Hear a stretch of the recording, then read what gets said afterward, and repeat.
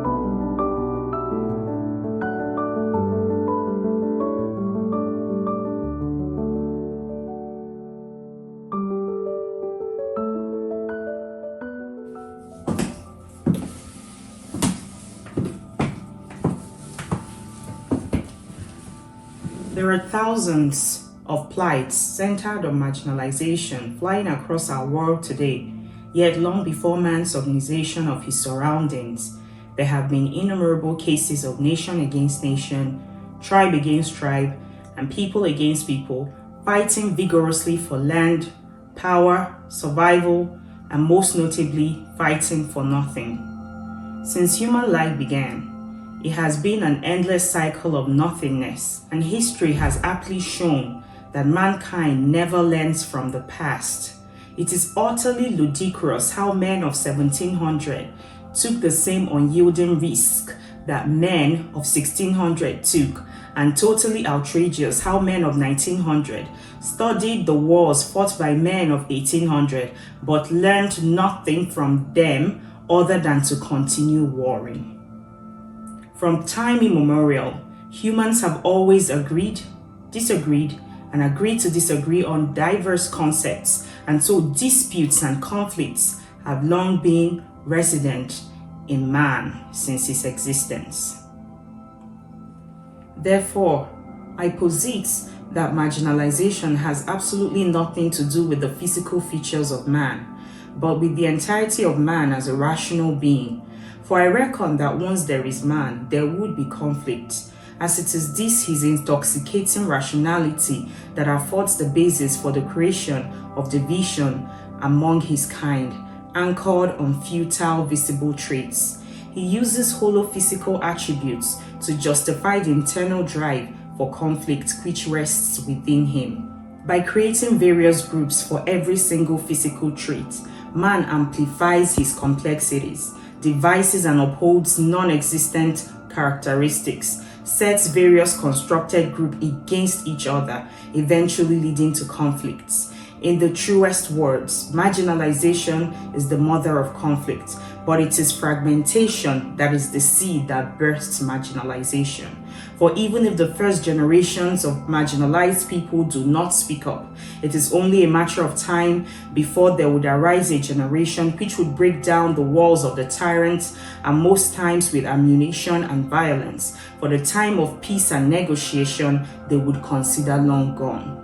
Marginalization is man's greatest vice and the root of most, if not all, his problems. Clearly, we see how man has chosen to attack diversity, which is his greatest gift and strength, by constantly setting some members of his community above others.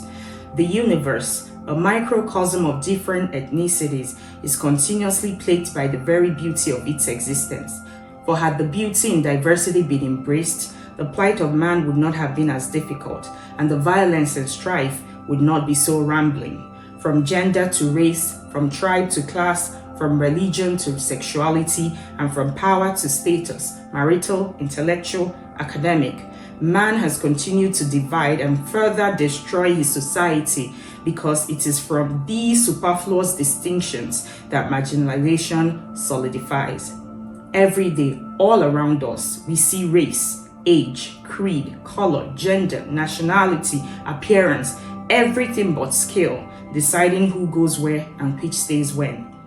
And so, in trying to solve marginalization, man continues to marginalize. In attempting to make equal, man continues to make unequal. He constructs groups in a bid to tackle the societal problems of inequality, inequity, and injustice. But then, that plunges him into the claim of superiority.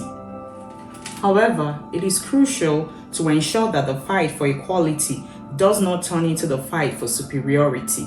Measures must be taken to ensure that the struggle to liberate marginalized groups does not turn into a movement to elevate them above other groups. For instance, it has been alleged that feminism, which started out as a movement for the advancement of women by people who believe that women and girls have been marginalized in the world system that most always favors men, has now become a movement that undermines men. This has even earned well-meaning feminists derogatory names. Going by the popular saying, whatever a man can do, a woman can do better, feminists have been criticized for preaching a message of women being better than men instead of women being equal to men. Revising that statement to capture equality would then be, whatever a man can do, a woman can do. Generally, in the fight against marginalization, there appears to be a subtle act of hypocrisy, whereby these fighters for equal rights go somewhat overboard and begin to perpetuate the very evil that was dealt to them. And anytime this happens, equality has then been betrayed. There have been lots of events recorded where persons who were liberated through liberalism intimidated and oppressed the very people they once called blind. Hence, there is need to understand that the atheist is not superior to the believer, the vegetarian is not superior to the non-vegetarian, the black man is not superior to the white man, the homosexual is not superior to the heterosexual, and the girl child is not superior to the boy child. They are equal. Again, I clearly state that in fighting for equality, I consider no struggle greater and no sacrifice worthier, because all causes are laudable and for the most, human lives have been lost. Therefore, both the man fighting for independence and the man fighting for equal pay deserve a seat at the table of deliberation. In undertaking the very basic social responsibility as humans, we find reputable examples in Madiba and Martin, who championed the case of the Black South Africans and the Black Americans respectively. These men, who were consumed by what they believed was right and who vowed to achieve total emancipation for their people, whether dead or alive. And while Martin died trying, Madiba got it alive. Indeed, to be marginalized is to be born into a limitless world with unimaginable limits. And to stay back and do nothing about it is to sell oneself short in the long race of life. I believe that there is no greater cause than the fight for the true equality of man. But first, man must awaken and accept full responsibility as the author of inequality and the custodian of marginalization. Collectively, as occupants of one universe and as sojourners on Earth's free space, we must first accept the earnest obligation to uphold the agenda of achieving a world void of discrimination of any kind in our corners. Nonetheless, I leave everyone with this question. Is a world of tribal blindness, racial equality, gender equity, world peace, economic stability, mutual respect, cultural intelligence, and every good thing imaginable achievable? Or are we really meant to be divided?